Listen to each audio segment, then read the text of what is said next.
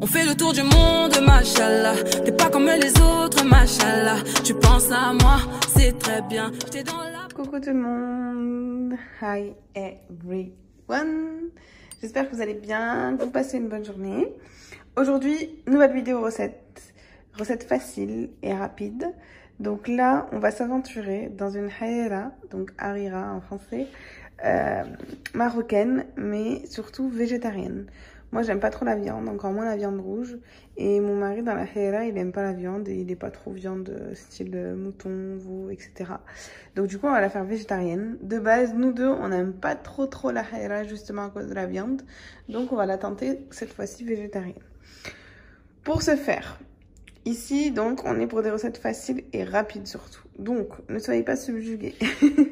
J'ai des pois chiches en conserve. Parce que sinon, il aurait fallu les faire reposer la veille. Et j'y ai pas pensé, j'ai pas eu le temps.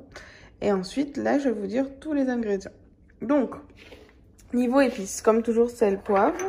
Ensuite, on aura besoin de gingembre, de paprika, pardon, de ras el hanout, persil haché, huile d'olive, cannelle,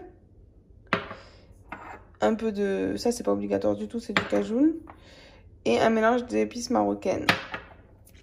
Ensuite, vous allez avoir besoin de lentilles, 100 g de lentilles, 60 g de vermicelle, de pois chiches, ensuite de purée de tomates, de concentré de tomates, d'une huile neutre, d'un gros oignon, alors de 2 petits, ça, un citron, de la farine, de la coriandre fraîche et du persil frais. Voilà pour les ingrédients. Allez, on passe à la suite.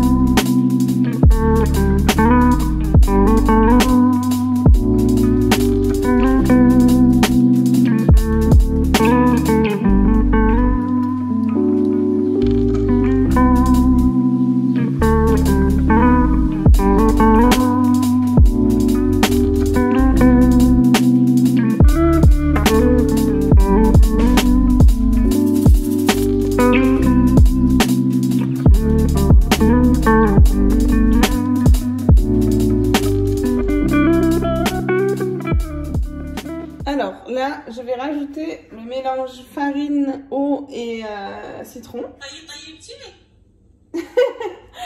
Oui, non, mais c'était pour la vidéo. C'est pas grave.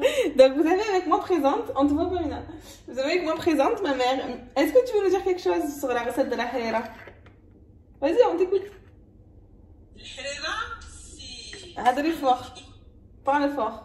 Le harira, c'est une soupe magnifique, équilibrée. Il faut essayer de le faire.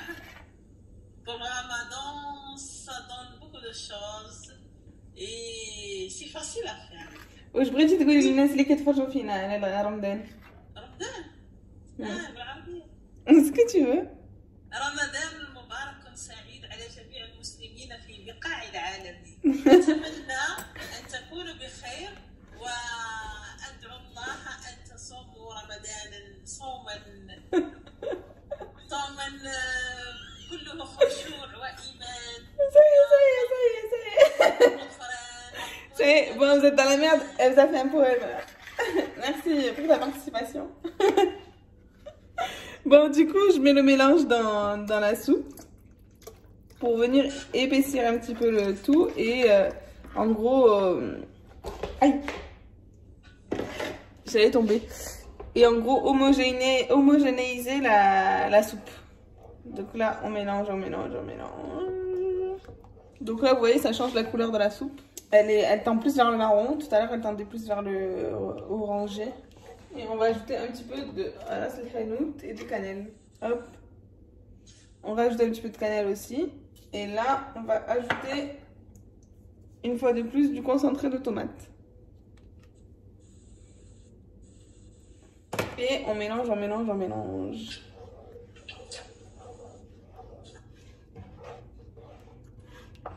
Donc pour la tadouera, le mélange farine, eau et citron, il faut avoir bien mélangé pour éviter qu'il y ait des grumeaux.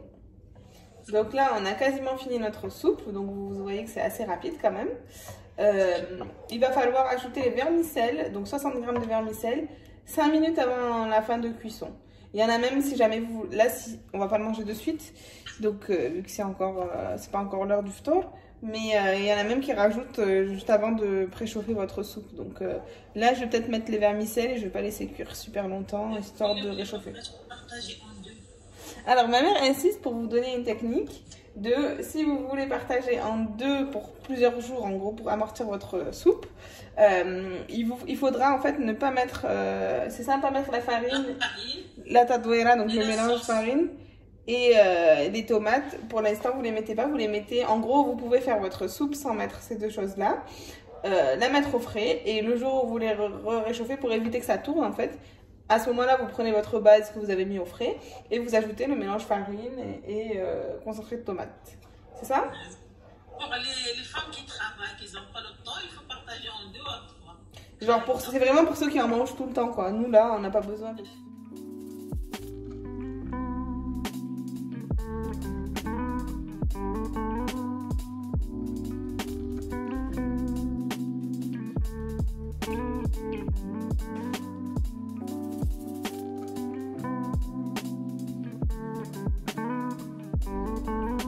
Alors, ma recette est terminée.